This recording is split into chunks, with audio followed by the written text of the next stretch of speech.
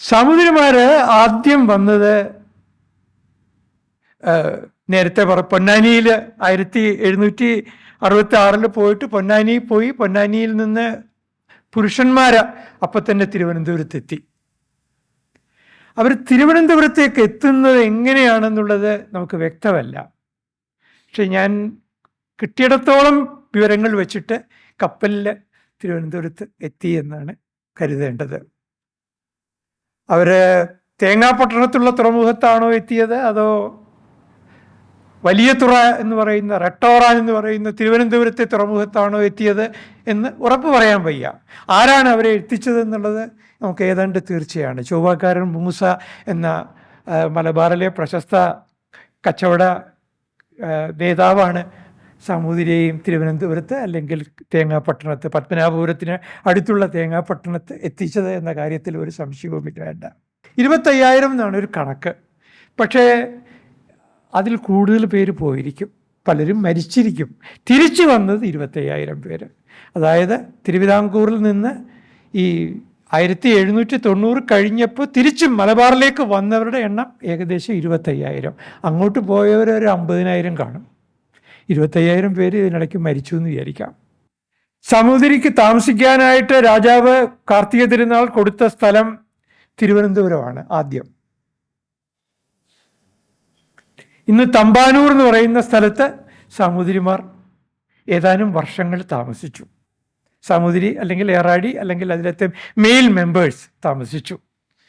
അത് കഴിഞ്ഞ് കുറേ കൂടി നല്ലൊരു സ്ഥലം, ഒതുങ്ങിയ ഒരു സ്ഥലം, ശാന്തമായൊരു സ്ഥലം കുന്നത്തൂർ എന്ന് പറയുന്നിടത്ത് രാജാവ് കണ്ടെത്തി. രാജാവല്ല കണ്ടെത്തിയത്, കേശവപിള്ളയാണ് കണ്ടെത്തിയത്. രാജാവ് വളരെ സുഖിമാനായിരുന്നു.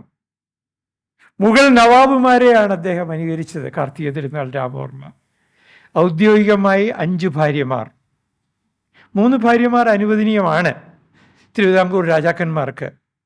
പക്ഷേ ഇവിടെ കാർത്തിക തിരുനാൾ രാമവർമ്മയ്ക്ക് 5 ഭാര്യമാരെ കൂടാതെ 11 കോൺക്യുബൈൻസ് ഉണ്ടായിരുന്നു, വെപ്പാട്ടിമാരുണ്ടായിരുന്നു. അതുകൂടാതെ 28 സഹശയനക്കാരികളും ഉണ്ടായിരുന്നു. നല്ല കരുത്തനായിരുന്നു രാജാവ്, ബലിഷ്ഠൻ. ബലിഷ്ഠനായ കാർത്തിക തിരുനാളിനെ പ്രവാസ ജീവിതകാലത്തെ കോഴിക്കോട്ടെ ഒരു തമ്പുരാട്ടി വിളിച്ചിരുന്നത് ഭീമ എന്നായിരുന്നു. ആ തമ്പുരാട്ടി മറ്റാരുമല്ല, മനോരമ തമ്പുരാട്ടി. മനോരമ തമ്പുരാട്ടിയെ കണ്ട മാത്രയിൽ കാർത്തിക തിരുനാൾ പ്രണയത്തിലായി എന്ന് മാത്രമല്ല, ചപലരായ കാമുകന്മാർ ചെയ്യുന്നത് പോലെ ഒരു പ്രണയ കവിത എഴുതി. ചപലരായ കാമുകന്മാരല്ല, എല്ലാ കാമുകന്മാർക്കും അതൊക്കെ ചെയ്യാം. പക്ഷെ അതിനകത്തെ കണ്ടൻറ്റ്, ഉള്ളടക്കത്തിനകത്തൊരു ഗൗരവമില്ല, അത്രയേ ഉള്ളൂ. ഒരു കവിത എഴുതി, ഒരു ശ്ലോകം എഴുതി മനോരമ തമ്പുരാട്ടിക്ക് അയച്ചു കൊടുത്തു. ആ ശ്ലോകം വളരെ പ്ലെയിനാണ്. അതിനകത്തെ 2 ബിംബങ്ങളാണ് ഉപയോഗിച്ചിരിക്കുന്നത്. ഒന്ന് മകരന്തം, പിന്നെ ഒന്ന് പുഷ്പം. പുഷ്പത്തെ തേൻ മകരന്തം നുണയാൻ തേനീച്ചയ്ക്ക് ആഗ്രഹമുണ്ട് എന്ന് ആദ്യത്തെ ശ്ലോകത്തിൽ തന്നെ കാർത്തിക തിരുനാൾ അറിയിക്കുന്നു. അതിന് തമ്പുരാട്ടി എഴുതിയ മറുപടി അതിലേറെ രസകരമാണ്. ഇത് എന്നെ പരിഹസിക്കാനാണോ അതോ സത്യത്തിൽ അങ്ങ് സത്യമായിട്ടാണോ ഇത് പറയുന്നത് എന്ന് ചോദിച്ചു. രാജാവ് 2ാമത്തെ ശ്ലോകം എഴുതി. സത്യമായിട്ട് തന്നെയാണെന്ന് പറഞ്ഞു. തമ്പുരാട്ടി പറഞ്ഞു, ഞാനത് അംഗീകരിക്കുന്നു. കാരണം ഞങ്ങൾക്കൊരു മാന്യമായ ജീവിതം തന്ന ആളാണ്. അതുകൊണ്ട് തമ്പുരാട്ടിക്ക് അപ്പം തന്നെ ആദ്യത്തെ ഭർത്താവ് ബേപ്പൂര് തമ്പുരാനായിരുന്നു, രാമവർമ്മ തമ്പുരാൻ.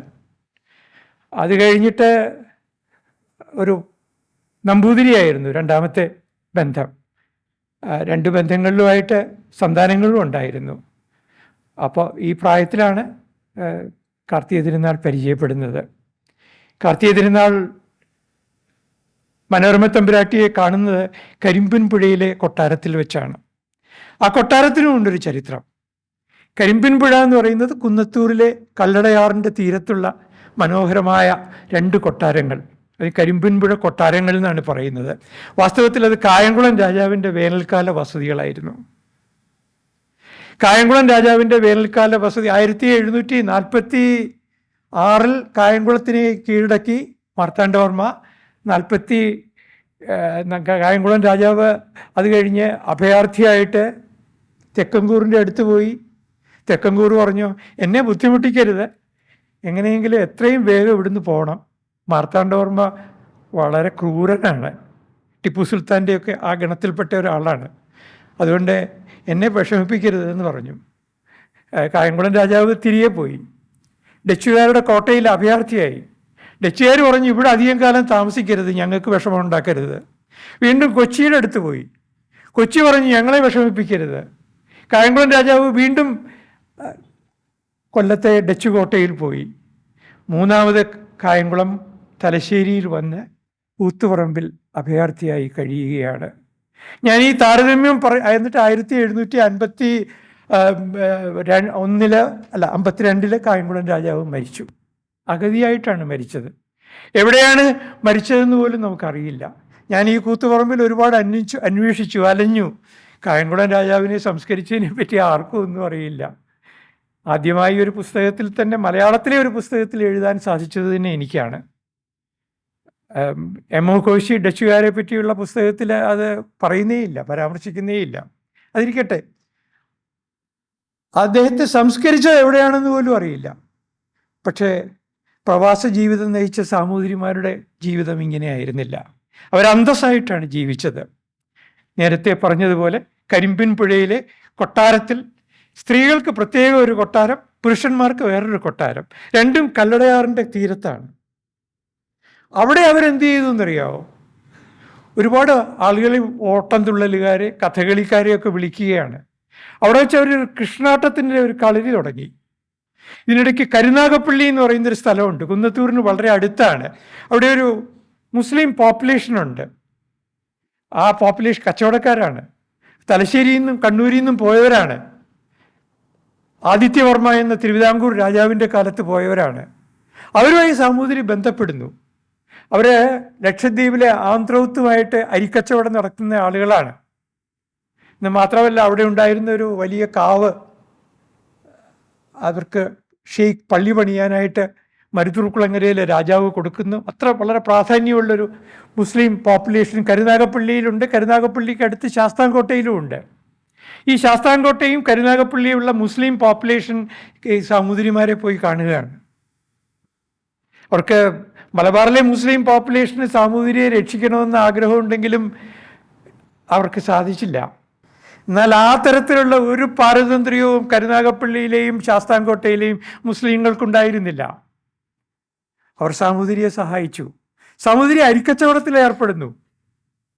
അങ്ങനെ സന്തോഷമായി സാമൂതിരി കഴിയുമ്പോൾ 1790 ടിപ്പു പരാജയപ്പെടുന്നു.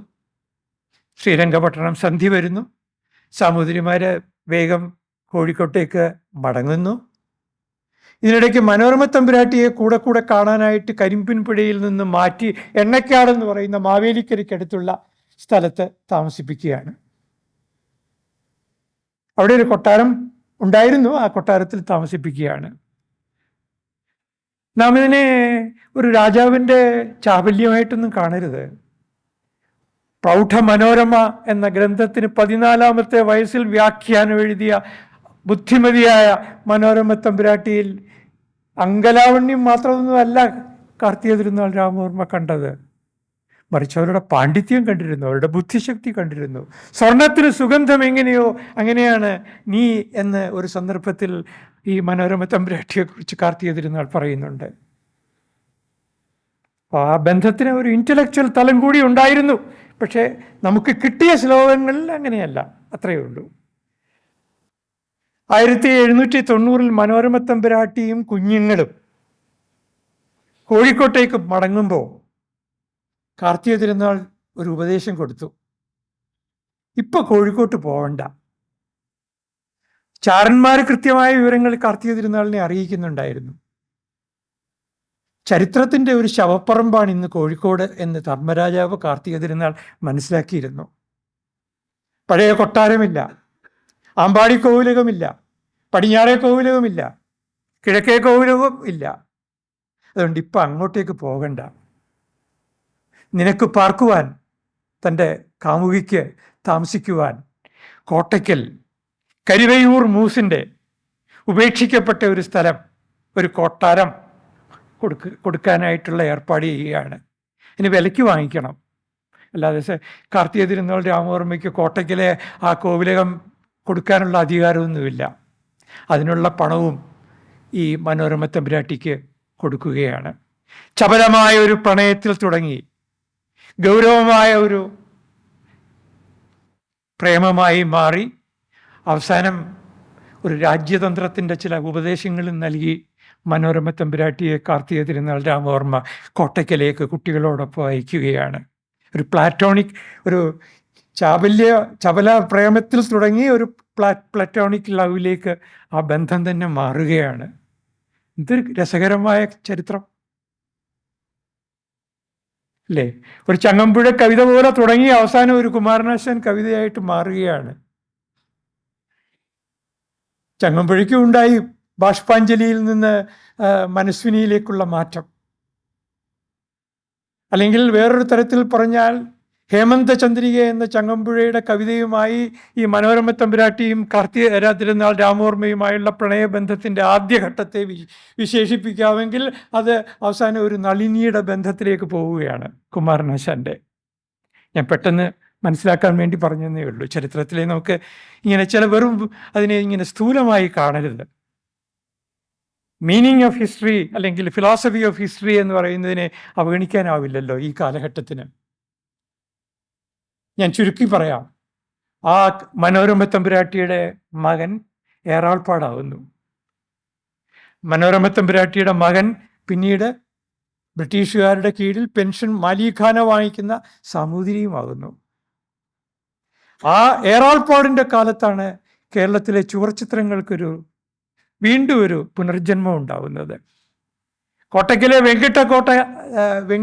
വെങ്കിടക്കോട്ട ശിവക്ഷേത്രത്തിൽ ചുവർച്ചിത്രങ്ങൾ വരപ്പിച്ചത് മനോരമ തമ്പുരാട്ടിയുടെ മകനാണെന്നുള്ളത് ഒരുപക്ഷെ കേരള ചരിത്രത്തിന് അജ്ഞാതമായിരിക്കും.